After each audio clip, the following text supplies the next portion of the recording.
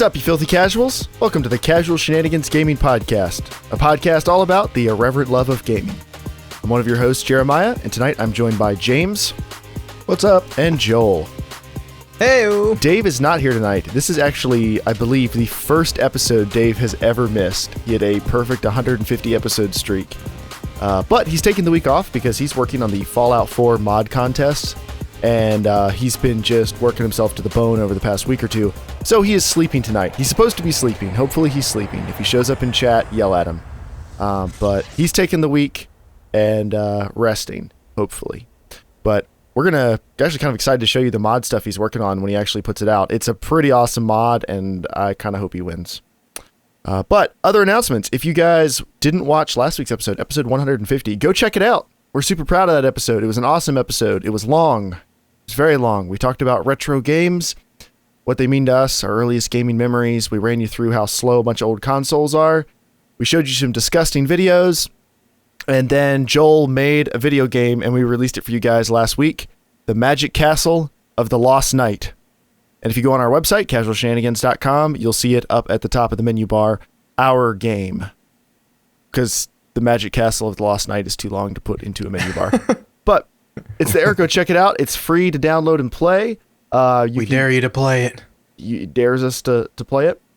Well, that's what the youths of the day are into, dares.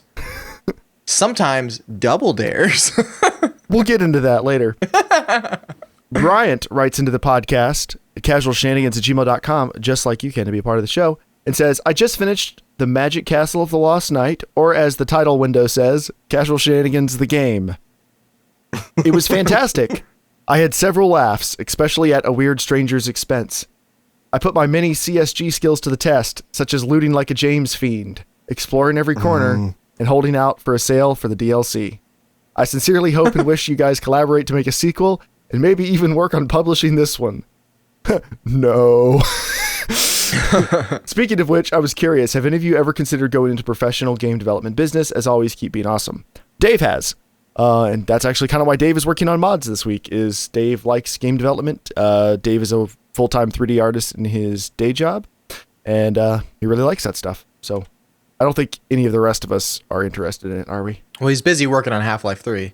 And Dave, he gets that immersive, so that's why it takes so long. Have either of you guys ever wanted to work in the games industry? I would love to, actually. I think I'd like to work on I like the games industry. I don't think I'd want to work in game development. Like I would love to be kind of like a producer or director over like a project, working with people on it. I think that would be a lot of fun. Mm-hmm. All right. Other announcements. I don't think there are any. This is going to be kind of a chill week, just because last week was a lot of work to prepare for and everything. And we've got stuff that'll be coming in the future we're excited to tell you about. But for now, we're just going to have a nice, cool, relaxing week. So we'll start the podcast like we always have done with the main topic. The main topic this week is going to be really short. I just smacked my hand into my mouse and almost pushed it off my desk. It's never happened before. Okay, James, the other day at Jeremiah's house, I was walking downstairs and there's a door at the bottom of the steps, right? And Jeremiah comes bashing into me. Like, he's like, whoa, whoa. And he was like a tank. Like, I was just couldn't stop the weight coming down. Joel was going downstairs. He stopped to open the door midway down the stairs. I was going down the stairs after him. This was planned. I didn't know that the door was shut. I turned to look at somebody that was still upstairs while I was walking, and then went... You were just barreling down, though. It was so fast. Knee first into Joel's butt. Parted the cheeks, bumped him forward, scared and interested him a little bit. Yes, I'm heavy. I have a lot of momentum. I get it. But for the main topic tonight is just the state of the podcast. The podcast is 3.5 years old, and we just finished 150 episodes. So thank you to everybody who listens. But I thought you guys might like to hear some Apple-esque statistics. Our first month skewed. We had 14 audio downloads in November of 2012. 14. The podcast was recorded in the last couple days of the month. But the next month, December, we had 125 downloads. A whole 125. So, by comparison, we currently, and this is where the Apple math comes in, we currently, our current podcast has 6,300% of the listeners Oh boy. of our second month of being a podcast. So thank you to everybody who came out. The podcast growth is actually, it's interesting. It's followed a somewhat linear curve until last summer when we had episode 100. Right after that, we stopped posting the podcast on Dave and my channels. And that's when we created casualshenanigans.com and the Casual Shenanigans YouTube channel. And our viewers dropped quite a bit when we did that, which we expected, because Dave and I were pulling more traffic through our channels to watch the show. But it united all the viewers in two places, just video and audio. And so things didn't dip, but they kind of slowed down for a while from there. And then they started growing again much, much faster. So video has still not caught up to quite where Dave and my combined views were before. But it's doing very well. The best it's ever done on its own, and audio is dwarfed anything we were doing before by quite a bit. So to everybody listening to us on iTunes, thank you very much. Consider reviewing the podcast, leaving us a rating. It pushes us farther up the charts, and more people will see us. It really helps us out. It does. I was trying to avoid saying that, but yeah. So thank you to everybody who listens to the podcast, however you listen to it, because it's grown quite a bit. I don't know. Should we do something for episode, like when it's been 4 years? Because we just did episode 150. Is it kind of lame to do another anniversary episode in? What number of podcasts would that be? It would be like 175. 175 is not too bad. But we could do a small it's something. The 4-year anniversary though. We could have a check in on the state of DayZ. Because that's what we were talking about our very first. We can see how many of our first episode predictions you came could true. really copy and paste the state of it back then to now. Well, no, the standalone wasn't even out then. So we were just speculating. They were supposed to be pooping in game. Ark Survival Evolved has pooping, and you can throw it. Yeah, you're right. They didn't. Let's save this for that podcast. Oh, That Joel's just already makes me getting angry. riled. You're angry because you can't poop in DayZ. Yeah, because that was promised to me a long time ago. And Shane, that is just audio downloads across anywhere that can get the RSS feed. So I don't know if that includes all the audio platforms because some of them might pull it and do something else with it. But that's all audio. Most of that, I believe, is iTunes. It's kind of hard to tell some of the other sources, but mostly iTunes. Yeah, that's all I had. I really wanted that to be a very short main topic because we want this to be a pretty short episode this week. But do you guys have anything you want to say on the state of the podcast where we're at now? We talked, I've got some stuff I'm going to talk about from our meeting the other night, but do you guys have anything else you want to add? No, I think you covered them. Nah. This is way less exciting than episode 101. We were like, we have a website, we have a YouTube channel, here's our new logo. This is like, yeah, I mean, Wait till 201. Oh, what's it? Wait. All right. It's even worse. It's just Jeremiah by himself. Oh, I already know, Joel. As soon as that Norman money hits, we're like show up to your apartment one day. It's just going to be empty. Like your phone's shut off. You're like, later, done living a lie.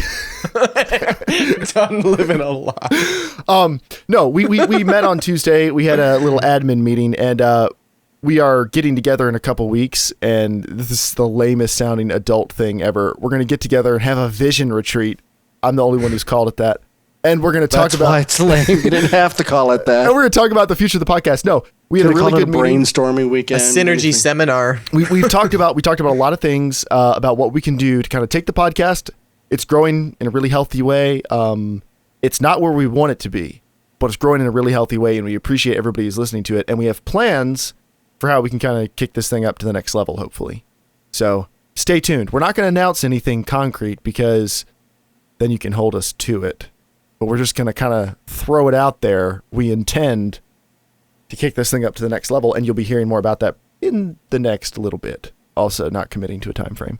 But we'll be getting together in a couple of weeks just to talk about lots of podcast-related stuff and make plans, and hopefully you guys see the fruits of that pretty soon. We're looking forward to making more unique content for you guys and coming up with better ways to interact with you on different platforms, all kinds of stuff.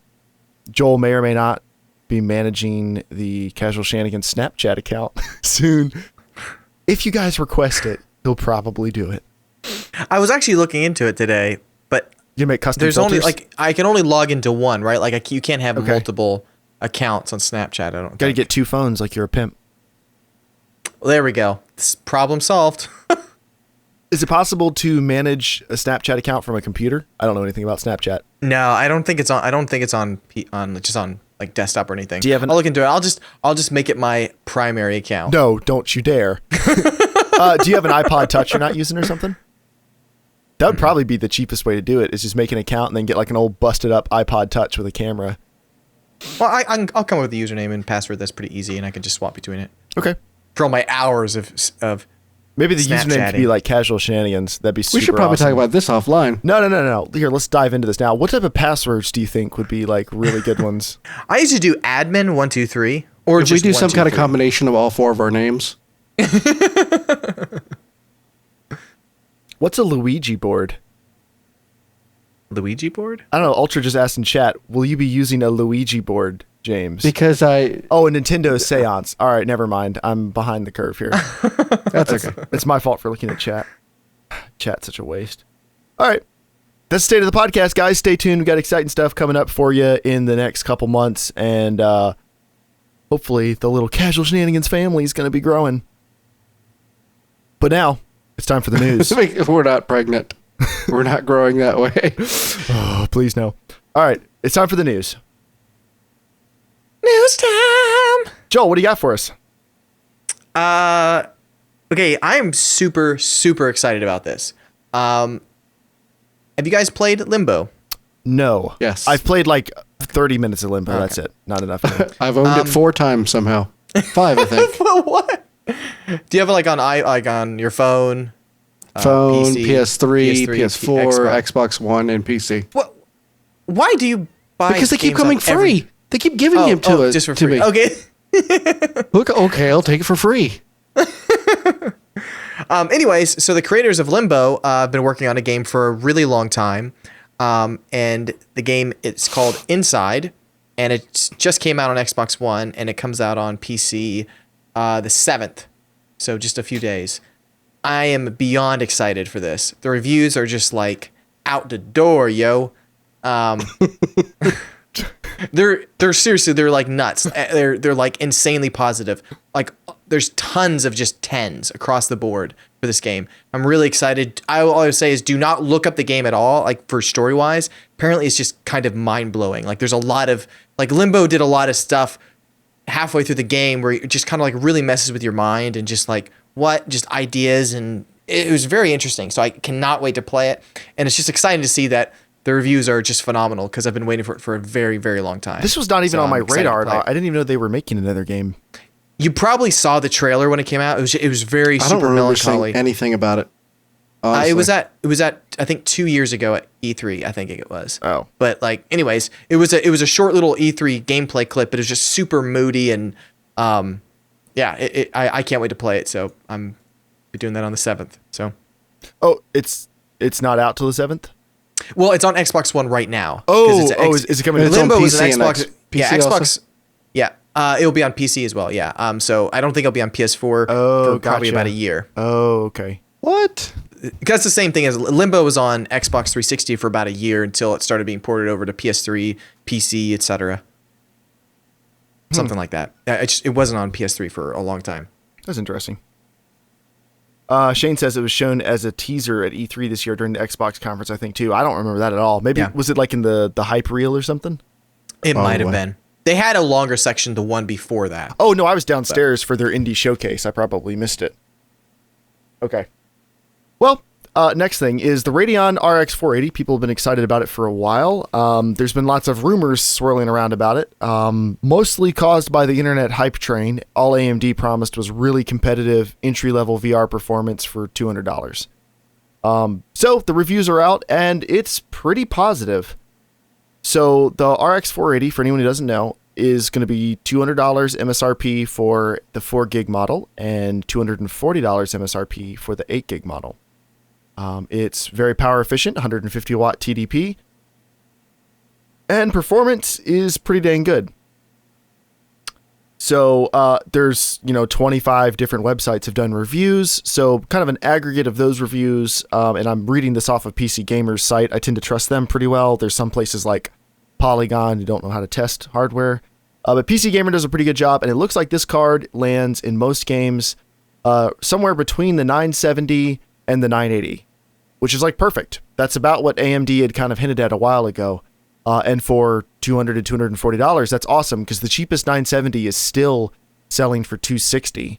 And you can get them used for closer to $200, but it uses more power and only has 3.5 gigs of VRAM plus the extra 500 megs. So 4 gigs of VRAM. So if you're looking to get into entry-level 1440p or 4K gaming, the 480 might be a really good option for you. It performs really, really well. It's very, very quiet, which is something that some reviews touched on, a lot didn't. Is this something you're thinking about getting at all? I'm not. No, I mean, it's slower than what I have. Oh, but, okay. But I'm depending on how things shake out with like the 470 or maybe a 490 or whatever, there's a very good chance if I need to build a PlayStation Neo competitor PC later this year, like I would stretch some budgets. I would stretch some stuff to see if I could fit a 480 in there. If it's another $400 console, the Neo, then probably not. If it's $500, like I'd figure out a way to make it happen because this is Scorpio Stomper. This is well, actually this that's this is more powerful than what Microsoft has Trademark. teased for the Xbox One. I mean, this card it doesn't take that much to be more powerful than what they're advertising for the Xbox One. Although that's like 18 months out, so we'll see what it actually is when it releases. But yeah, I mean, it seems like a really awesome card. So, it's not a ton faster than the 970, but the 970 came out about 2 years ago and, like I said, uses more power, is louder, is all that other stuff. So this is pretty good. Now, there is a little bit of a controversy, and that is power consumption through the PCI Express rails, or PCI Express slot. So the way graphics cards get their power is you can get a certain amount of power through the actual PCI Express slot that it's plugged into. And, like really cheap, small graphics cards or much older ones, you just plugged them into the motherboard. You didn't have to hook up extra power. They got all their power through that slot. And then as they become more powerful, they start using more power. People add the 6-pin connector, the 8-pin connector. Some have 2 6-pins, 2 8-pins, whatever. That's a way to get more power to the card. And of course, still does all its communications through the PCI Express slot. Some reviewers noticed that, especially when overclocked, the 480 was pulling more power through the slot than it's supposed to. So the kind of baseline maximum for wattage going through a PCI Express slot is 75 watts. That does not mean that's the maximum every PCI Express slot can take, but that's the standard, is about 75 watts. And this card passed certification. Like there's a PCI standard that cards have to be tested for and meet. So it did pass everything, like everything was up to snuff, far as everyone knows. But especially when overclocked, it can spike up above 75 watts, up to like 83 watts, 85 watts. Overclocked, PC Perspective was able to get it up to about 90 watts in a spike, not sustained. And so people are already calling it like Wattgate or something, which is stupid because the internet likes to, sharpen its pitchforks and light the torches before anything is known. But PC Perspective did an amazing job actually testing this, not just going, oh, it spiked once, oh well. Like they built a custom little rig. They've used some spare cables and stuff so they could kind of intercept the power draw of the card and really test what was going on. Because nobody wants to get a card that's going to burn their system up, that's going to like short out the PCI Express rail or something, or PCI Express slot. So they did a really awesome test, and I'm going to link it in the description of this podcast so you guys can go check it out yourselves if you're interested. But basically what they found out from talking to some hardware manufacturers and stuff is this slightly over spec in some situations? Yes. Is that good? No, I mean, it's not. Everything should be with spec or below, it shouldn't be above it. But is it concerning? Not really. The GTX 960 actually did the exact same thing. The reason is, in an effort to make it more power efficient or to advertise its power efficiency, they only put one 6-pin power connector on it, and they advertised 150 watt TDP. Well, it can pull up to 160 to 170 watts non-overclocked, and overclocked it can pull close to 200, which is normal. You overclock, you use more power. But that one 6-pin connector is not enough for that, so it's pulling that extra power through the PCI Express slot. What they should have done is just like add a second power plug to it. That would have taken care of the issue. Like, it's not that big of an issue. Most the aftermarket boards probably will add an extra power slot or upgrade the one plug to an 8-pin, something like that. AMD says they are aware of the issue now. It was brought to their attention, and they are looking at a possible software fix. Like, there might be a way they can fix it with a firmware update or something. So if you're interested in an RX 480, this is not the end of the world. This is not a crisis. It's not going to burn your computer up. There are stuff like this has happened for years. This is just the latest time it's happened. But this is a good lesson for anybody who got really excited on the internet hype train. Don't buy stuff ahead of time if it's not a known quantity. Especially a new piece of hardware, you never know. You just never know what it's going to be like when it launches. You never know what issues there could be. Just wait. Wait and let the internet find all the problems first, and then you can, come behind and pick one up. I don't think people were really pre-ordering this that much, but they're definitely selling out everywhere. Now people are complaining and saying they want to return theirs and all kinds of stuff just based on the hype and the whining. But it's a good card. I think it's a good card. Hopefully this thing doesn't tarnish its reputation too much, and hopefully AMD puts out some great cards to go along with it. So I wonder what percentage of those people that have been complaining and asking for refunds have actually had even a remote issue. Oh, you won't. That's the thing. It. Only there's been, AMD said and some other people verified, there are no cases, actually not even just with AMD, it's never been proven, I think, that an overvoltage thing like this has directly, or over power draw, has directly led to a PCI slot being burned up, like in previous generations either. And there have been cards that have run over spec for years. You just don't hear about it most of the time. So they said, like, if you ran it overclocked all the time and you didn't have a good quality board, that also matters a lot, the quality of the hardware being put onto the motherboard, there's a chance it could burn up, but it's infinitesimally small. Yeah, it's just, I wouldn't really worry about it. The PCI slot itself can handle up to 300 watts in theory.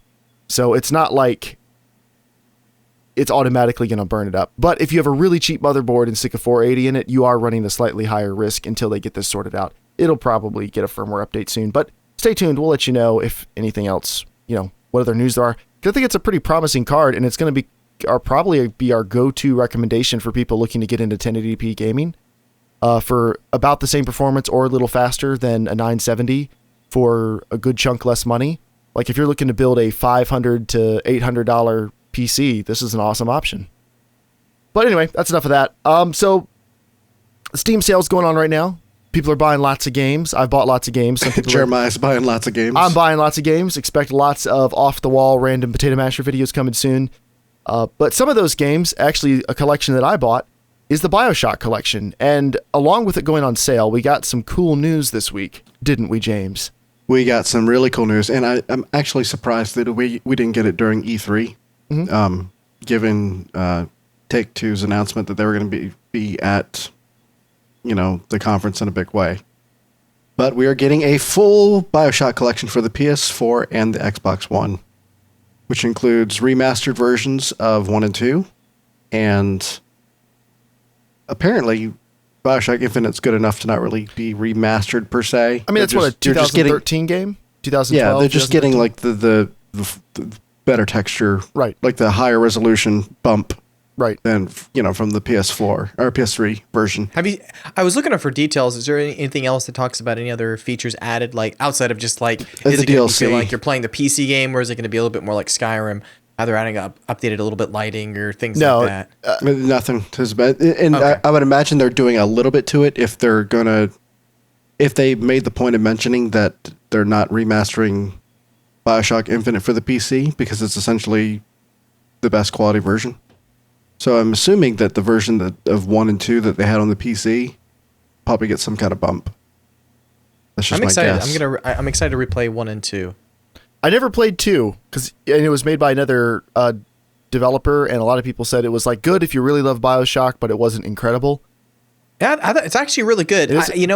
I played it back to back, like because I bought Bioshock 1 kind of right before Bioshock 2 came out. Mm-hmm. So I played it back to back. So it was a little much, almost like I think playing Assassin's Creed game. Gotcha. Right back to back. Even though maybe they're both great games, it's just hard to like I think play two the same kind of games right back to back. Like the year off would have been helpful. But I didn't play for a while, came back, played it, and I loved it. It was a really good game. I don't feel like it had the same heart that Bioshock 1 did. Like, you kind of jump right into the action. Well, I mean, for me, is a masterpiece. It's my favorite of all of them. I actually like 2 more than I liked Infinite. Really? I liked the main story in Infinite, but I didn't like it so much as a game, like the gameplay of it, as much as the others. To me, Bioshock is kind of almost like a spiritual successor for something like Half-Life. Mm-hmm. Like creating that much of a new environment and doing stuff a little bit dynamically. The world building is definitely Half-Life-esque. Yeah, and so putting out a Half-Life 3 at that time would have been, I think, just another really good game that's out and not anything that really pushed the envelope when that came out. A cool thing they're doing with this, and it's a trend I hope continues, is if you own the PC versions, with or without the DLC, they will give you an upgrade, a free upgrade to the remaster. So 1 and 2 will get a nice bump, and then Infinite won't be any different. I think that's awesome. And I think that's something that, like they're doing it for Skyrim, they're doing it for this. I think that's a really great thing that should continue. It'd be really awesome to see that. And I agree, but it's also it's a bad thing about this generation of consoles. Is that it's not a huge leap? Yeah, because everybody's saying this is kind of one of the worst generations for consoles. In that, yes, we're getting some new content, but we're getting a lot of just remastered, repackaged material. There's a lot less new IP this time around. If you go look at, Joel, as you're making a face, if you go look at the stuff that came out in 2007, like a year or two after those consoles launched compared to now, there was so much new IP dropping. And there really hasn't been that comparable level. There's some really cool stuff coming, but much later in the cycle. And it doesn't feel like this generation was quite the leap. There's been actually a lot of new IP this year, or this last couple of years. There just haven't been great new IP, or have launched very well or anything like that. Well, here let's if you guys don't mind, let's park on it real quick, because that was the year Bioshock came out in 2007. That was the year Portal came out in the orange box. Super Mario Galaxy. What a fantastic collection that was, by the way. What? The orange box. Oh, yes, that was amazing. That's like seriously one of the best collections of games ever. And Assassin's Creed came out. Uncharted came out. Rock Band came out. Crysis came out. Team Fortress 2.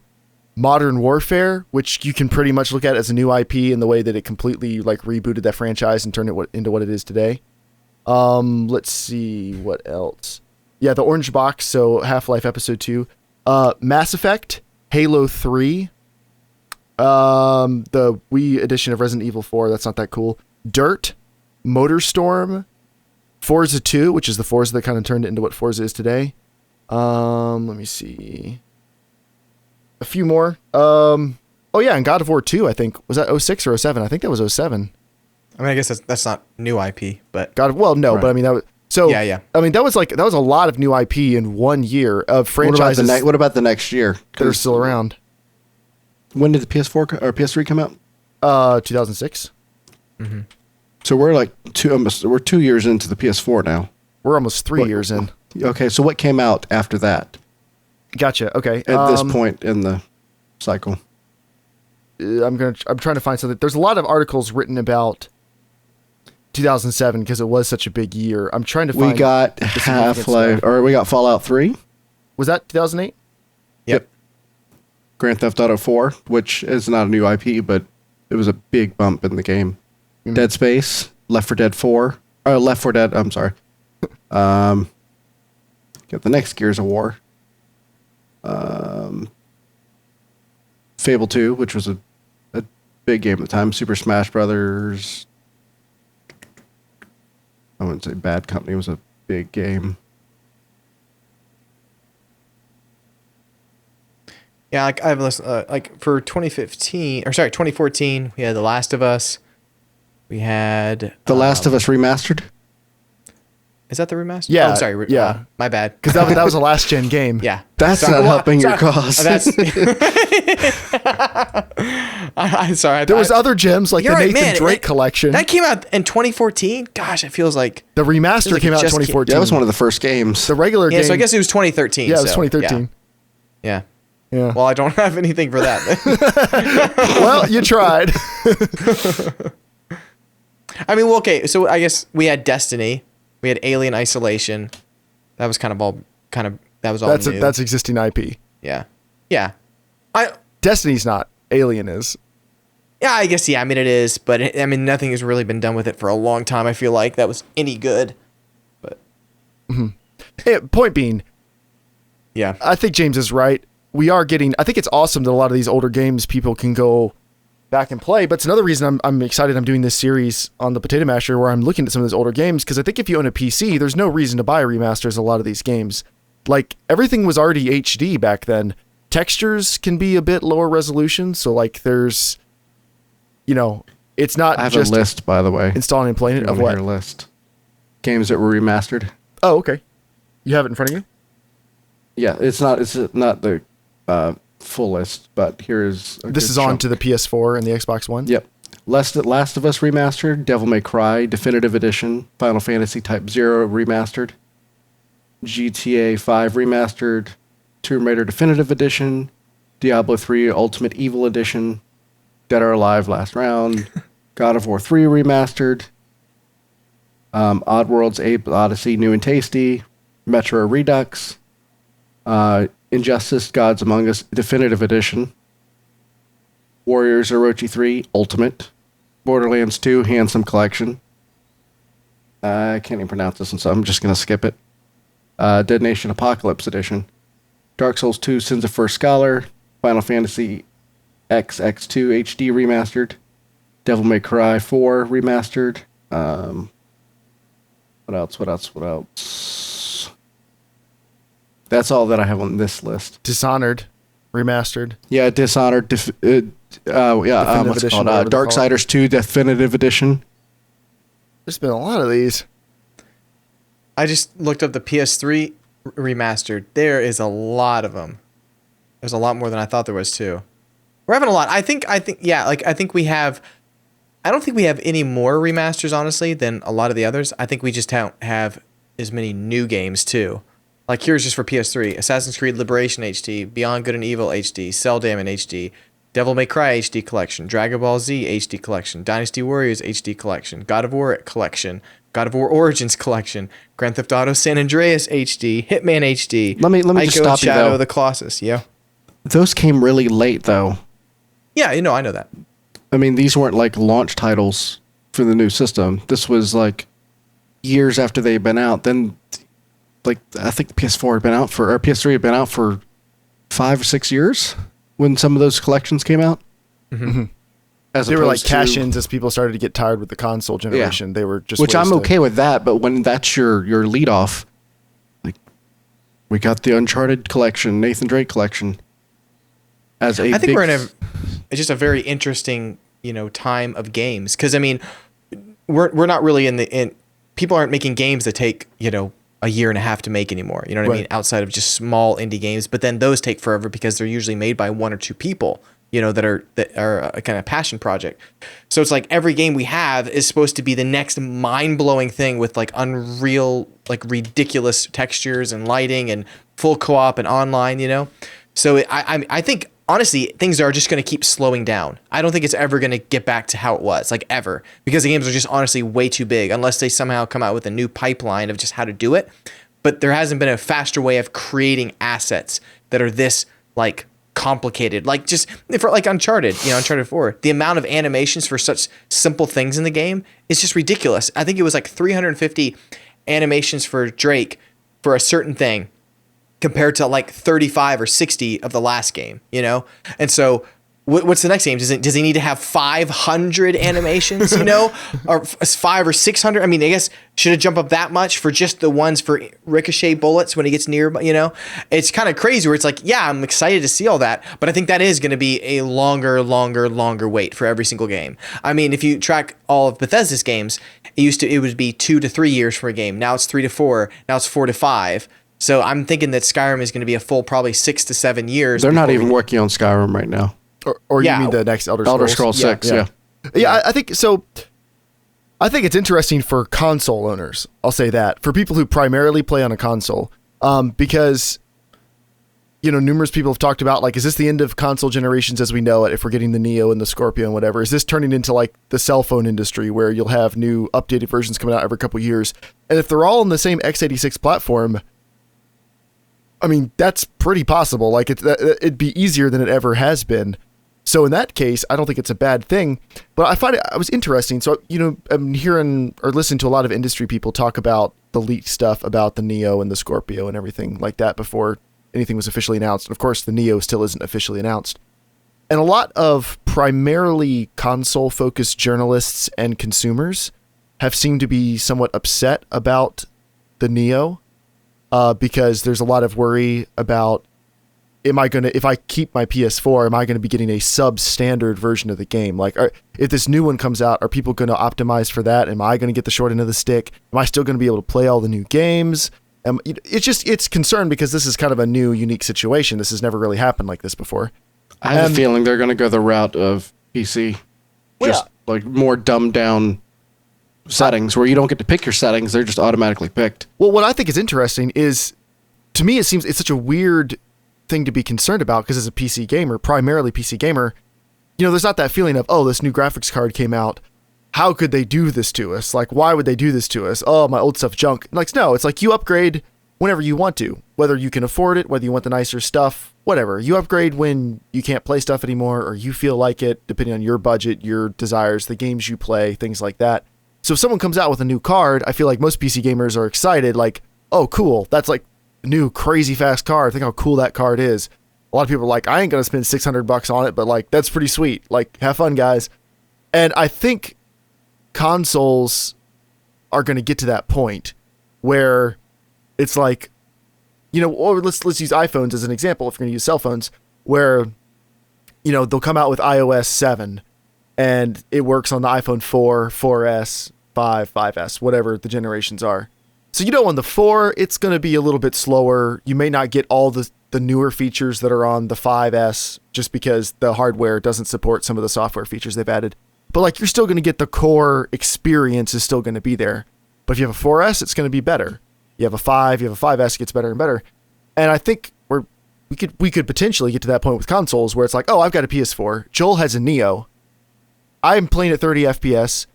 Based on what we know about the Neo, I don't think Joel's going to be playing at 60 FPS all the time, but he might have a more stable frame rate or slightly better shadows or everything like that. But if I go between our two houses, it's not going to be like, holy crap, what game are you playing, Joel? It's going to be like, oh, that's cool. Like, that's a little bit nicer. Like, if you have a 1080p monitor and a friend gets a 1440p monitor, you don't go look at it and go like, oh my goodness, this changes everything. Like, you can't even play the game on 1080p anymore. It's like, no, oh, that's cool. Like, that looks really nice. That's a cool upgrade. That's cool. Like, good for you. And I think we could get to that with consoles, where it's. I don't think we're near that, and I think we could get to it. I don't think we're going to get there yet without subsidy. I don't think it's profitable for the companies to do the R&D to keep moving, but it's also not affordable for consumers to keep doing the, you know, every 2 years upgrading their console. Well, I think that's the thing is I don't think they're going to try to market it for every 2 years you need to buy the new one. I think it's going to be every couple, like they're going to build a PS4 and then maybe a Neo, and then eventually they're going to get to the point where they're doing cloud computing, I think. Well, I think we're a long way off from that. Right, but infrastructure-wise. Right, but that's Google's rolling out fiber in big cities now. In big cities, yeah. How long ago did we hear about what's that one streaming on live? Yeah, I remember getting really excited about that, and then wow, I think it's 6 or 7 years now. Mm-hmm. Yeah, but you're also talking about a company that didn't have the infrastructure in place to do it right. And that's also money to Sony's do it still right. not doing it. Yeah, see, I don't think Sony has the infrastructure. They just announced they have 21 million PlayStation Plus accounts, which is cool. Like, that's awesome. That is, almost half their PS4 sales are those people have PS Plus accounts. But with all that extra money coming in each month, you still can't change your name. They still don't have like a robust group or chat support thing. Like, the chat's still kind of garbage. Like, there's still a lot of things that are very console. And even though they've come a long way in other stuff, which works much more like a PC, like, I think we're still a long way away from them having a robust enough back end and a robust enough development platform where they can really do cloud gaming. Like, I don't know. I feel like their software is still a bit behind the curve. But yeah, I don't think we're going to see that for like another 10 years. But I mean, it'd be cool when it happens. Working. I do think the PS5 is probably the first console and the Xbox One 2 or the One 360, whatever they end up calling it. It'd be amazing if they called the Xbox One 360. I think they'll be the first ones where they can say they're fully backwards compatible, like day one, because they're even the PS3 was emulating a PS2, or the first one, the Fatty, had PS2 hardware inside it. That's the one I had, and then it was software. The only thing I wonder about that is, with all the mods and stuff that you can run emulators and stuff. I saw something about the Dolphin to run GameCube games or Wii games, I guess. And they're still having a ridiculous hard time trying to get things right in it. That's because they're reverse engineering something that was locked down. That's true. They're emulating. They're having to software fake this thing to think it's a console, which takes like 10 times the power it normally would. So this is different because this is x86. It's all x86. So so you're meaning backwards compatible with like everything that's on PS4, right? I think when they announce the PS5, they're gonna be able to say all of your PS4 games just work from now on. With the Xbox One, I was thinking like all original Xbox. No, definitely not. I mean, I could see them doing it, but like it seems like it is actually a much more of a harder thing to get working than it. Seems. It is, especially if you try to do PS3 games on the PS4, just because their processor was so odd. Yeah, exactly. To say it nicely. Question, man, I was kind of a little bit of a PlayStation fanboy. Like, I definitely defended the Cell processor in a couple arguments with like friends and stuff who had Xbox 360s. I was like, you guys don't understand. The Cell has so much, when they get it figured out and when they optimize for it, just you wait. And like that day never really came. All the developers were like, yeah, this thing is just hard. You had I'd say 4 or 5 games that were, amazing on PS3 that were just like, holy crap, you can only kind of do it on the PS3 at the time. But the 360 also had a bunch of amazing games too. So like, I don't think it's stuff. Oh, no. Yeah. But I mean, like, especially the Uncharted games and God of War, those were always kind of up a notch compared to Xbox 360 games, even though, Xbox 360 did have some pretty awesome games like Gears of War and stuff like that. But they were never like on that ridiculous level, I think, of those. But there was only like a few. Right. That Last of Us. Right, everybody likes to use Naughty Dog games as as their examples, but like, that's that developer. Like, name any other developer that's on Naughty Dog's level. There aren't any. Like, it's Naughty Dog. I mean, Heavy Rain was pretty good. It was, but I think it was really impressive for. It was the hardware. But anyway, so bottom line is, if you're a PC gamer, the Steam sale is an awesome time to pick up some of the games that you're going to be getting sold HD collections of on PS4. So if you have both systems and you're like, which one should I get it on? If you've got a decent PC, I suggest getting a lot of these games on PC because they are super cheap and not really that different. Although I'm curious, I want to boot up Bioshock again and see kind of what that looks like at 4K, like with the old textures and everything. Like, I'm curious how good it looks. I bet it looks pretty good still. One last little thing I thought about on even, PC getting some of the remakes of it. Yeah. The one thing I think could be really awesome for PC, like remakes that I've bought a few, is when they like redo the UI to like be a little bit more modern. Like even like when you play Bioshock 1, I have it on PC. I bought it. I played it on 360 first, and I was like, oh, it's on a deal, so I bought it on PC. I did not like it on PC. Like the way the controls kind of worked, it was just like they had different icons for stuff in it, and like for me, I was like, I don't like that. I wanted to have it how the 360 looked. And so I'm curious to know if any of their updates they are going to kind of enhance them and tweak a few of some of the older, like funky, you got to use tab for this or that, that I always think is kind of cool when they do the remakes outside of, just making sure it supports widescreen. Like the old games, have a hard time doing that. I mean, I'm impressed with I've said I think numerous times, if they could get at Knights of the Old Republic, if they released, not 2, I know 2 has got all kinds of patches. If they released 1 with proper widescreen, high resolution support, proper gamepad support, like a couple of those things, I probably would go back and give it another try. But like now it's kind of too old. Some games from the early 2000s still work great. And then other games, like it's just, there's a few too many things that are kind of clunky. Like the UI doesn't scale, all kinds of other stuff. So you try to play it, especially like at 1440p or 4K, it's so frustrating. You'll just want to give up in a couple minutes.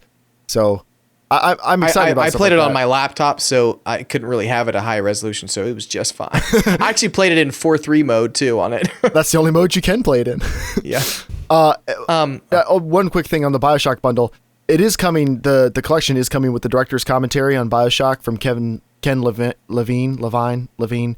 And then they've got like a bunch of art concepts of directions they didn't end up going, new challenge room, stuff like that. And then Bioshock 2 will include all the DLC. So in case you didn't know. That's cool. That's pretty cool. All right. It's now time for the Singularity Shame segment. Oh, you're not going to throw my 2 cents in there at the end? Oh, about what? About Nintendo? Yeah. Oh, no, I'm sorry. You had something you wanted to say. I'm sorry, James. Go ahead. That's okay. Apparently 2 people from Nintendo of America are leaving at the end of the summer. The head of sales and marketing. There's a head of marketing? Just one person. He's probably like, you know what? I don't have a job right now, so I'm just going to quit. I have nothing to do. Hey, guys, are there any games coming out I can tell people about? There isn't. Oh, Can I talk about the NX? No? okay. All right, bye. Also, they did an interview with Miyamoto, and they asked him about E3 and why NX wasn't there. And he said normally they would do something like that at E3, but they were worried about basically people copycatting their idea, which I think at this point is just... Copycatting what idea? Faster console?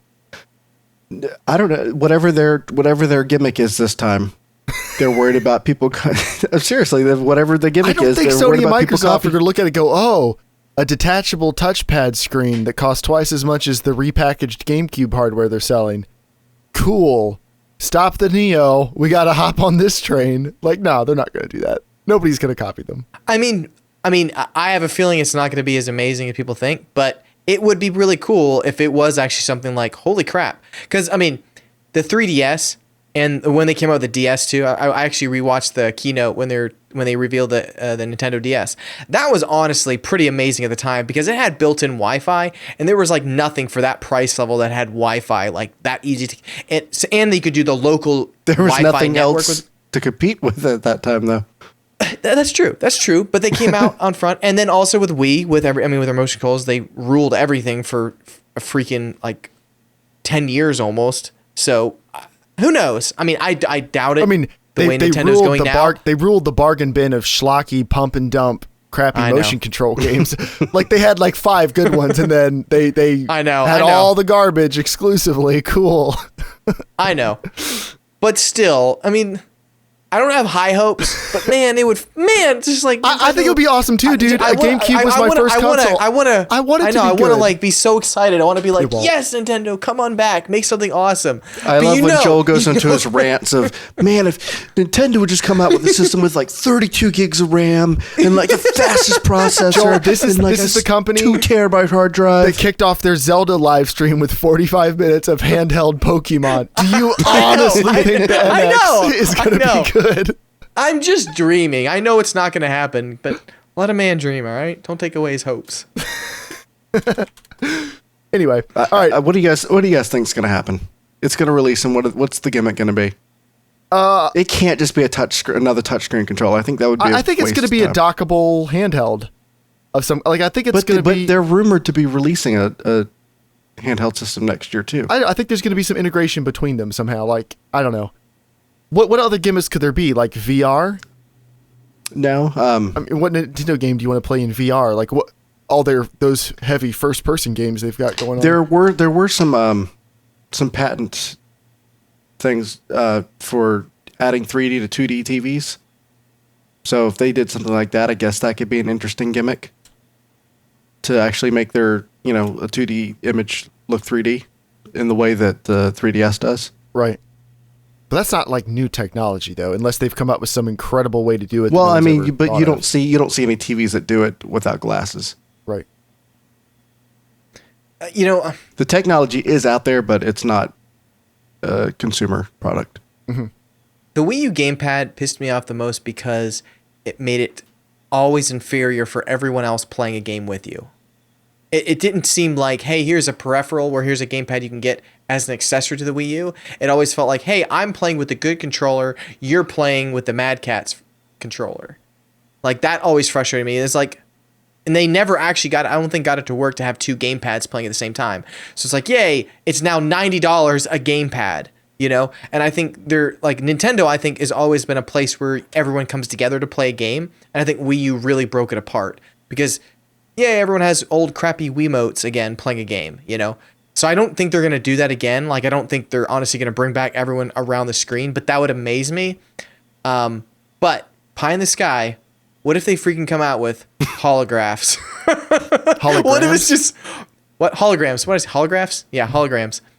What if it's just like, what the crap? Like they didn't want to show it off because like next E3, Link's gonna walk out on stage.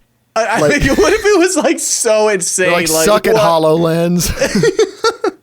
Sorry, we did that. We created the Wii U to suck really bad, so everyone's hopes would get down, so we could be building this in secret for the last 7 years. No, it'll probably just be Pokemon cards. But it'll be like Amiibo Pokemon that you can like stick onto the console itself, and like they'll give you. James is always funny because we always joke around saying like we start their sentence sound like it's gonna be awesome, like the next 4K Zelda posters. It's always like, yeah, no. Like, James, you remember the time when they announced the Donkey Kong game? What's his name? Oh yeah, Cranky. Did you watch that E3, Jeremiah? Like, they were talking about Donkey Kong, but they were hyping it up. This is going to be big, I don't huge watch announcement. Most of the Nintendo stuff. Okay, it was huge announcement, and they're just like Cranky Kongs and Donkey. Like, what? Like, who the crap cares? I don't know how you can be that out of touch with your base. I know. That's why that one guy left. But the Singularity Shame segment this week, when we highlight something that needs to be kicked down just a notch or two, and we talk about it. So this story is kind of making the news, and pretty interesting. So we've all heard about those Unity pump and dump games on Steam Greenlight, where someone will buy the Unity license, they'll use a bunch of Unity assets, create a really crappy looking shovelware game, and then just try to get it on Greenlight, get a couple thousand sales before they get found out and removed. And that happens. You're used to it. Well, Trek Industries, a developer, they got a little more bold. So they're developing this game, Orion Prelude, and it got abruptly, the Greenlight version got abruptly taken off of Steam. Activision put in a DMCA request and claimed that the game ripped off gun models from Call of Duty Black Ops 3. And Trek Industries denied the claim and then said that they'd be fighting it legally, and then went online and started like trying to gather support of like, oh, Activision, the big scary man, like they're trying to keep us down. Steam has no protection for small guys like us, blah, blah, blah, blah, blah, which could be very believable, and everybody likes to hate on Activision. But Activision was 100% right, and whether or not Trek Industries was in the know, at least one of their artists directly stole gun models from Black Ops 3 and then kind of broke them up piece by piece and grafted them onto other guns. But they just lifted assets wholesale from Black Ops 3 and reused them in the game. Oh, man. Yeah, so David James from Trek Industries, they updated Steam community in a post saying, last night I received evidence directly from Activision regarding assets not even mentioned in public yet. Upon receiving this, it became immediately apparent that blatant rips were made from Black Ops 3.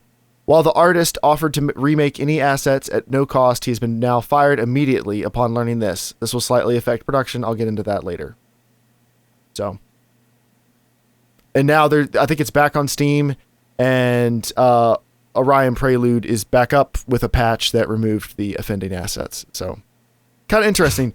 And it was offending assets. Well, that offended the law.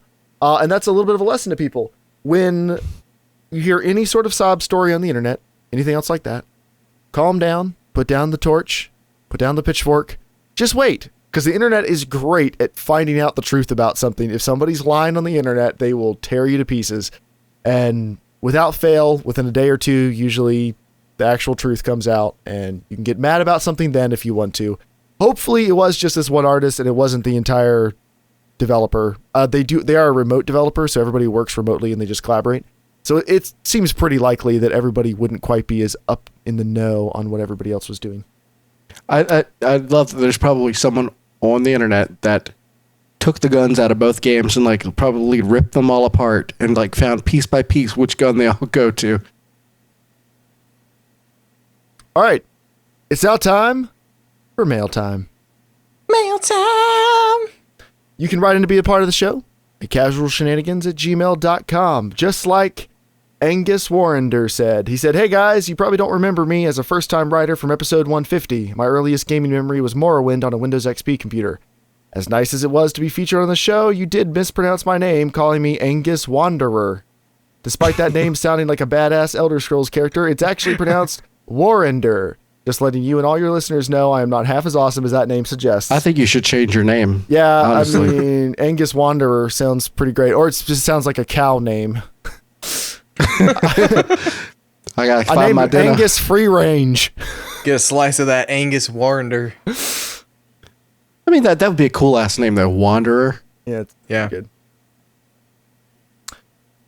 Aridin writes in and says, "Hi CSG. First of all, congratulations on 150 episodes. I started listening last summer, and for some reason I'm still here. Thanks for the help with my computer last year. It is a glorious beast. You are welcome. Also, it would be amazing if Norman came out first, but somehow it feels like it's going to more likely be Half-Life 3. My change from retro to modern games was very abrupt and changed how I see games. My early gaming experiences were from playing Age of Empires 3 and Pharaoh early in the morning and playing original Smash with my friends until we were 15. Finally, in 2012, I got a gaming laptop. My friend sold me his Steam account, which just had Skyrim on it, and I bought an Xbox 360. That day What was a rough deal. That day was just glorious and a mind-blowing experience, playing a lot of Halo and so many other games I can't remember anymore. A month and several hundred hours of Skyrim later, playing on a crappy trackpad, I emerged man. into the sunlight a new man, a gamer. So did you guys ever have an experience that changed your perspective on gaming or the potential games have? Also, rollerblading story, please. Stay casual, slap a seal, and germ Cena." Did you guys ever have a gaming experience that like just a switch flipped and things were hugely different?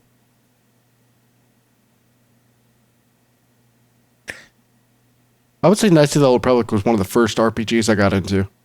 Okay.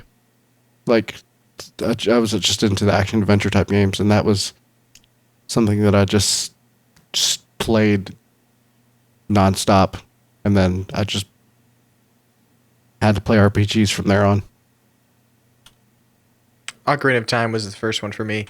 Everyone was like super into that while I was like really into Mario 64, and I'd never played any kind of RPG whatsoever, anything like that. And so I think I got to it like 4 years late, got into it, and played every last one of them. Yeah, I can't remember if there's one specific thing. I feel like Modern Warfare opened my eyes to online shooters, and that's when I really got into it, because I just gone to college and I had like really good internet all of a sudden, and Modern Warfare came out. Like, it was just a culmination of a bunch of things happening at the same time, and I think that's what really got me into online shooters. And then building my first gaming PC. I think playing Crysis, like for a lot of people, playing Crysis made me realize, like, holy crap, I didn't know games could look like this. Like, it went from being, oh, games, some of these look pretty good, some of them don't look that good, to this is incredible. So, Don't forget that DayZ launched a whole podcast. Yeah. that's true. That's true. I just I just remembered one. The big, huge one would be Dark Souls. I never realized you could hate a game so much, and that would turn into a game that's like my favorite game. Like, it's just, that was really, really weird. It opened my eyes to a whole brand new type of games. And then I think we can all agree on this. Well, two of us can agree. Rocket League. That opened my eyes to a whole different type of game. I like Rocket League. Well, we're talking people who are good at it. So James, Just kidding. Just kidding. We can play afterwards if you want to practice.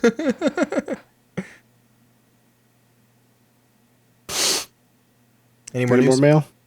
Yes, we have mail. some of both of those. All right. Brandon wrote in and said, I was hoping I could get permission to show your new game, The Magic Castle of the Lost Knight, on my very small YouTube channel. Please mail me back what you think. Thanks for your time reading this. And we said, absolutely, go for it. He said, thanks for the permission. Good job on the game. I enjoy the jokes. Awesome. A little bit of clarification. I've been talking to Chad about this. The Orion Project and Orion Prelude appear to be the same game. So some people were asking, like, hey, I thought the game was called the Orion Project. They're both made by Trek Industries. It looks like Orion Prelude might be the little early bit they released. And then the Orion Project is like their whole world they're trying to build here. It's kind of hard to say because it's a small game. So I'm trying to find out information here. But yeah, they're the same thing for the purposes of anyone listening to this who maybe saw a news article that said one way or the other. Justin from Dollarwise Gamers says Humble Bundle changed his gaming experience. Actually, that's probably fair. There's a lot of indie games I never would have tried if they hadn't been in a Humble Bundle. But is he actually talking about gaming experience or the buying experience? Justin plays a lot of those Because I know games. that's changed James's life. It's made it so easy to just collect.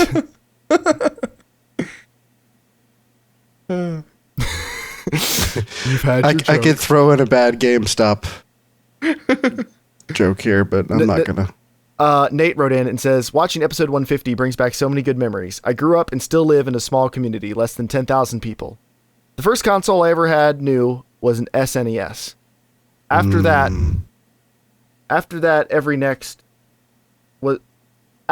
next was a PlayStation I saved up to buy at yard sales years after the release until I became an adult and bought a PS3 in its first year. But I liked when you guys touched on the subject of cover art. I had so many terrible games because of cool cover and back cover descriptions. In my local area, the new tech wasn't talked about much, so the only thing I had to go off of when buying a game was what my friends thought of what the cover looked like. You guys brought back some fun memories. It was awesome opening the box, having no idea what you were getting into, unlike today with all the internet we have. Thanks for the show, guys. Immersion forever. Nate. We got all that internet now. Yeah, the internet, digital does not have that new digital smell. You know, like getting a box copy. There was something pleasant about getting a new box copy, fresh smell. Especially Half-Life 2. The Half-Life 2 box that came with the shirt, soundtrack. Oh, I sniffed that box. Okay. Cool. Nate also wrote a separate email asking about playing Rocket League with some of us. We don't have any like public-facing Rocket League thing right now, just because there's no set schedule for when we play Rocket League. But Joel is Yep, going to be working on I'm some planning stuff one. soon. I'm just coming up with a date right now. Oh, let's go and Working on trying to find let's the ask time. people. Comment or tweet at us or write in or whatever. Let us know somehow. 2v2 or 3v3. Let's get some opinions in if anybody has them. We had a lot of people ask. honestly- We've done 2v2, so let's push for 3v3 this time. Yeah, but we need people to actually show up. You can't show up and be like, "Hey, can I just have guys got 2 other people to play?" No, bring 2 other people. Oh, Make a team I'm sure there'll be first. some floaters. That one guy who whipped. Who was it last time he played against and beat? Was it you and John? Yeah, well, he beat us twice Oh man. because he played in both of our tournaments. But Yeah, if that dude Yeah. wants to show up again, go for it. I can't remember his username right now. I'm sorry. But anyway, it is now time for What Are You Playing This Week? Part of the show where we talk about what we're playing this week. Not just everything we're playing, but new, notable, interesting, unique stuff that we're playing. So I'm going to go first, selfishly. James looked like he was all ready to say something, but you know what? I normally go last. Screw you guys. I got a racing wheel. I got a Logitech G920 and a Wheel Stand Pro, and I'm looking forward to making some racing content for my channel possibly.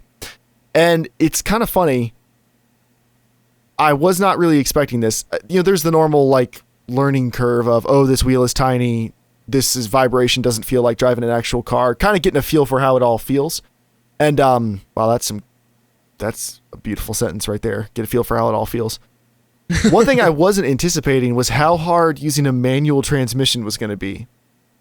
I thought it was going to be a breeze because I drive a manual transmission. I learned how to drive on a manual transmission, and I've been driving one for like 11 years.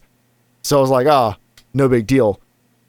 Well, it is a little bit of a big deal, apparently. Playing Project Cars, I stalled a car out, and then it took me 2 minutes to get going again. I had to go in and map a key to restart the engine, and then like slipping the clutch out to get going because it's not a real clutch, I can't feel the takeoff point.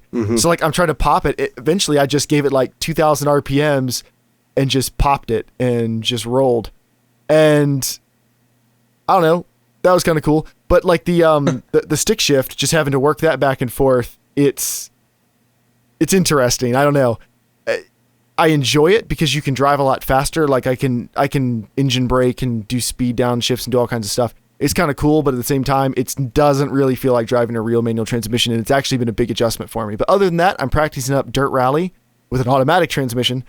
We have our Dirt Rally Championship that's going to be starting this weekend. If you want to join it, anybody can join. What are we? Team Casual, I think we're called. Yeah, we're Team Casual. We're an open league. You can search for us. There are 7 people so far. It's going to be 4 events, each with 4 stages, and they're spaced 1 week apart, and you'll have all week to do it. And what we're asking people to do is don't practice. Just go straight at. If you want to practice on some other tracks and like warm up before you start driving, go for it. Like we all do that.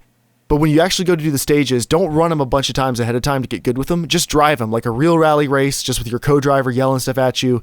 Because we think it'll be a lot more fun, and we think it'll be pretty exciting. If I can get good enough with the wheel before then that I'm like close to as fast as I was with a controller. It's a big learning curve, but I'm really, really enjoying it so far. I would love to take, like, if you get like a gaming laptop or something, you set up your wheel beside, like in the car, and just drive around in a parking lot, like watch the screen, and as you're turning, like jerk the car really fast. Even better with VR. And then I've also been playing some Doom Snap Maps. Going to play some more after the podcast. It's pretty cool. If you want to get Doom, it's on the Steam sale, I think for $36. Of course, by the time this releases, the Steam sale will be on its last day, so you'll have to move quick.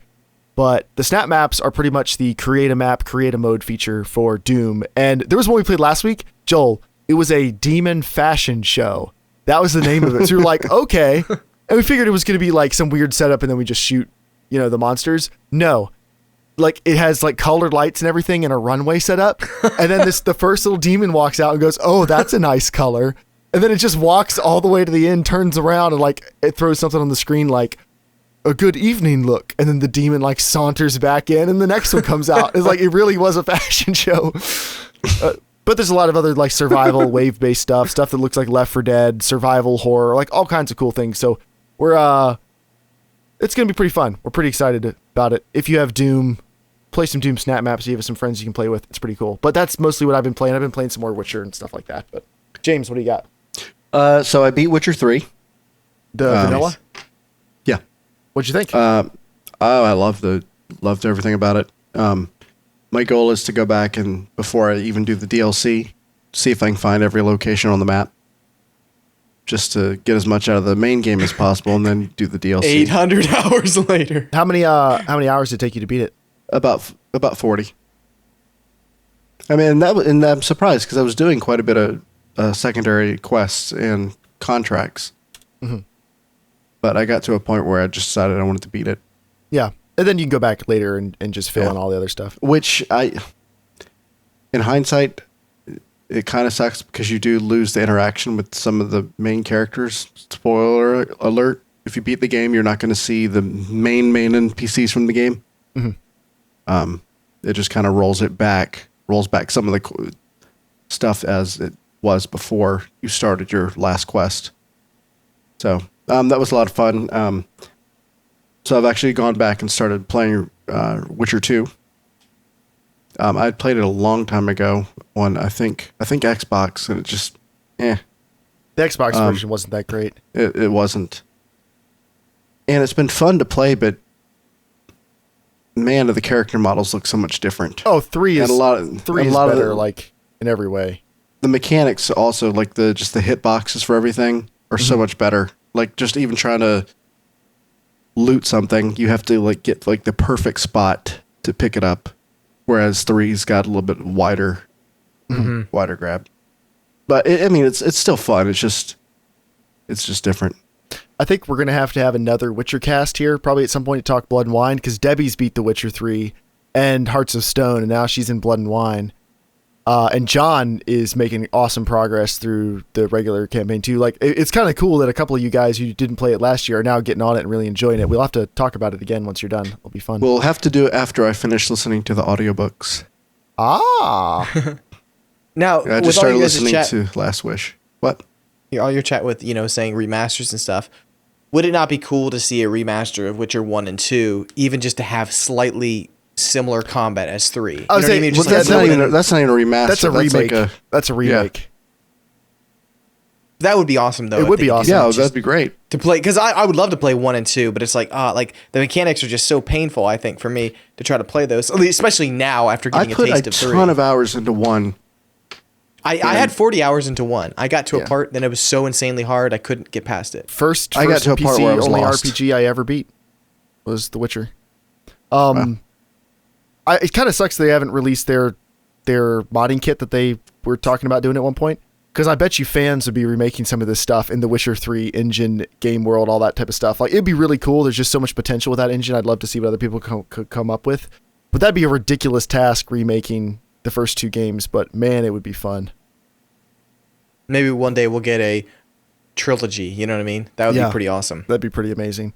But part of me is like, even when I went back to play 1 again, I got like 15, 20 hours into it. I think I'm happy with the memories I have of it. Like, I don't think I need to go play it again. It was good, but I will get into that more like later. I've talked about that, I think, with Witcher 3 again. Like, when I'm done, I think I'm just going to be done. It's the type of game I don't know if I want to go back and play. One of the best gaming series I've ever played ever. But I don't think I want to go back and play I mean, right now, if I lost my Witcher 3 save file, like if I couldn't play it, like I don't know if I could pick it up and go again. You know what I mean? Just I'm loving it. I really love it, but I have so many hours in it that I'm like, there's no way I could get back up to that again. Like that would just So like I probably will never play it again, but I'm so enjoying how it. I mean, it's already. I'll probably have 400 hours by the time I'm done with it. Mm-hmm. Joel, what are you playing?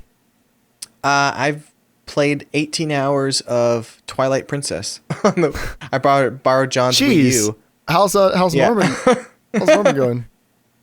Going well. I mean, there's not too much right now. I'm doing personally. I'm more of waiting for other people to do stuff. But I've been playing that. How can you have a whip in your hand if you got a controller in your hand, huh? Can't crack the whip with the controller. Well, I do it with the Wiimote. Oh, that's true. I borrowed the Wii U, and I've been in kind of like a huge Zelda mood right now ever since E3. So I've been meaning to play Twilight Princess for a long time.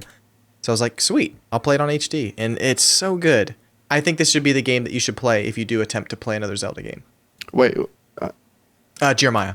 Yeah, no, but you've played Twilight Princess before, though, right? I played it, when it first came out in 2005 or whatever, whenever the Wii came out. I'll do that Let's Play with you. Yeah, let's do it. I think this one it's a pretty good one. I mean, it does have a slow start as well, but Twilight Princess is my favorite Zelda game. All right. I'm willing to give it a chance. I want you to try Link to the Past also. Which one's that? The one that was on the SNES. Is that top down? Yep. I will hate it. I will hate it. I will make you play the whole thing then. Top down and side scrollers, not interested. Just not interested. Before we go this week, it's time for 90 Seconds with Joel, where Joel has agreed to tell us the roller skate story. All right. Well, gather around, children. Okay, all I can say is do not attempt to do this.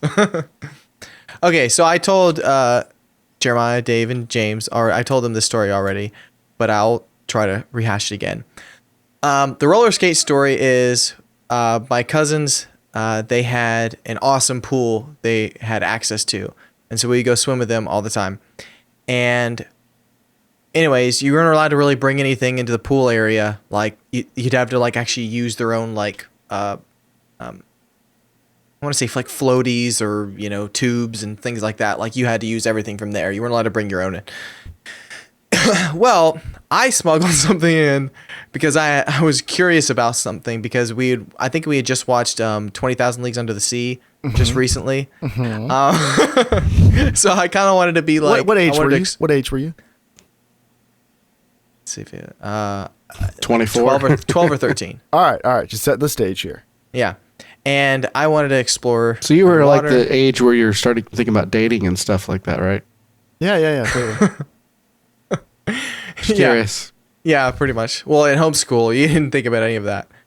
I like girls. I don't know what you're talking about. Okay, so anyways, I was trying to experiment out, so I thought, all right, I'm gonna wear my roller skates. It was the old ones, not rollerblades. It was the ones with the 4 wheels. Anyways, so Why I did put you them have on, roller skates at that age? because I skateboard, I roller skated, But I had rollerblades. I could ice skate. I had had rollerblades as rollerblades. well. Well, Okay. but the roller skates were my sisters. They were purple. I forgot. Yeah, they were purple. Didn't hear that part of the Anyways. story. That's awesome. Yeah. I used to actually sit on them and roll down a really long street, like just sit on the roller skate. I would actually like find a way to do that and just fly down like a luge. I somehow Cool. could do that. Anyways, so I put them on, I laced them up, and I jumped into the deep end. Like directly into the deep end, or did you start out like Directly into the deap end. Uh-huh. Oh, sorry. Okay, you have the here's the start of the deep end, and it would have like this long like curve that would just go all the way down, right? Right. I thought it would weigh me down so that I could use the skates to like skate down the curve to the deep end, and I thought that would be awesome, and then I would like grab the ladder and climb up. Well, several things I didn't think about was the ladder doesn't go all the way down, of course. And second, I tied the roller skates like I usually do, which is like several knots. Like I would tie one and then another knots because they were really long laces, and I hated stuffing laces into the into your shoe. Right. I hated the feel of that, so I would make double knots. So here I'm down at the bottom of the pool, and the pool I think it was it was a 16 or 18 foot deep one. It was one because you were allowed to have it had a high dive on it, so it had to be really deep. Yeah, and I was just sitting there like, oh my gosh, what did I just do? Like I was regretting everything, and it all just like overwhelmed me. And I was getting really scared, but I was like, nope, don't let the fear in. Don't Let the water in either. I was like, okay, because first of all, I also like breathed out all of my air to go down because like otherwise I would have I mean, you want to. Yeah, you don't want to float up with weights tied around your Yeah, I feet. know. So I went, blew all the air out, and I rolled down really quickly, and then I realized I have, I was just estimating I had probably about 30 seconds worth of air. I could probably be fine. So I was like, this is going to be horrible. And I was just freaking out thinking, oh my gosh, I can't pull these skates out. I can't swim up. They're too heavy. But I just stayed calm. I started undoing each lace just one at a time. I just made sure I did it correctly. I was like, I'm not rushing this because I don't have a second chance. And I'm amazed that there was nobody who like saw me go in because I just skated on up and just whoop right in. Yeah, I undid the shoelaces and then just pushed up, grabbed the ladder, and I got out. And I remember I just sat at the edge of the pool and I was just like, ooh, there was my one buy. Like that was it. I was like, it was just crazy. I was just And like, yet you've what had the many heck? more since. Yeah, yeah. But it was just a crazy experience because because when I recently hurt my back not too long ago, all the things like Walking up the stairs. yeah, like just walking up the stairs or grabbing a remote, things you just kind of like you do normally, I kind of forget. Oh yeah, I can't reach fast because I'm gonna hurt myself. So it was just like, oh yeah, wait, what, James? I'd like it if, Anyway. like, as soon as you get out of there, like a demon, like a miniature angel of death appears and then hands you a card and then just puts a hole punch in it. Chunk. Chunk. All right, see you again next time, sir. Why don't you take up dirt biking? So I'm just going to throw this out there. Even at the age of 12, I've done some stupid stuff. I've got plenty of my own stupid stories I could tell sometime if we want to. I don't think I've ever been like, what happens if I rollerblade to the bottom of the pool? I don't know, man. I think that's kind of a uniquely Joel situation. I just totally remember another one. All right, sure. I don't know if this be for today or another time, but just remind me to tell you about the story. Roll with it. Just roll with it. About the flaming hoop. Roll with it. Oh, good. More flamer stories with Joel. Well, I saw a Evil Knievel thing on TV where he like ramped over something, I think in Vegas or something, and I decided I could do something similar. So we had lantern oil, and I dipped our hula hoop in lantern oil, and then I propped it up and lit it on fire, and then I had a skateboard and I went face first, and it ramped through it. Let's just say I didn't ramp through it. I ramped into it. Like tumbled and rolled, and it caught my pants on fire, and I just jumped into our creek. But it was awesome. So you lit yourself on fire riding a skateboard to a flaming hula hoop and then jumped into the creek. How old were you this time? Probably 10. Did your family lie to you about how old you are? Like, are you actually like 23 now? There was a time where we were like allowed to just like when we went outside, we were allowed to do whatever we wanted. Like it was. I was so much. too. Oh, wait. We Your built mom would let you- forts hold on. and went on bike rides. We were never like, let's light ourselves on fire and see It what wasn't until we were happens. like 12 or 13 when we moved to a different town that it just became more of a like, don't trust anybody. You can't go down the Don't street. light yourself you don't know on who's fire. gonna grab you. Be boring. But I don't get it that you were able to go a free reign of the world. Yet you What? come inside and you're like, you can't have sugar in your cereal. You gotta have flaxseed. It wasn't. See, the But thing is, it Mom, I wasn't need the necessarily energy. You can't have sugar. I'm It's going just to go that- flame jump between the buildings downtown later. Okay, baby, have an apple. No, it's a different. It's not just you can't have sugar. It was since our parents were buying the food, they just would buy. We just wouldn't have sugar often. That was just it. That was my family too. And honestly, it was a really good thing because we learned a lot of patience and we learned to eat anything. Basically, there's a lot of kids I know that will not eat anything because they're such whiny bitches and they're allowed to have everything. They didn't teach you to take the finish, crust off the they didn't teach bread. you to Man, I finish can't your eat that food. part. Like you definitely didn't What? learn how to clean your plate, did you? No, we did. I mean, it wasn't to What the about degree what of, about like, draining you your finished glass? everything. Did you learn how to drain your glass? If it wasn't anything that has sparkling to it, that has beer in it, no, we didn't have to worry about that. But everything else would be totally fine, like hot cocoa, watered down apple juice. Joel stories. I had a You a really small, you really appreciated that your mom would water down your apple juice. Yet you went to a friend's house to sneak full apple juice. well, okay. Holes in the story. There's a big difference. It's kind of like, okay, when you get in trouble as a kid, it seems really bad at the time, but later on you're like, I'm glad I got punished because you learned a good lesson and you're not doing it now. Right. Like, yeah, I would have loved to play more games when I was a kid. I was not allowed to play many games. And so I think I'm playing more now, but That's the opposite, though. no, but I'm not addicted like a lot of people are just so addicted they cannot stop. No, there's a huge difference. Wait. How long have you had the Wii U? Like 3 days. You played 6 hours a day. Well, let me check. I don't think it was that much. And it's the middle of the week, so you did work during the day. Yeah. I played I'm late. just I played late. asking. I'm just asking. yeah. Just paint a full picture. Just getting all the details. Interesting. I had a Power Wheels, and No more. I put a cardboard box. I We've made a Jeep. unkinked the hose. It's just flowing Then I out taped now. razor blades to my eyelids, and then I rode into a wall face first.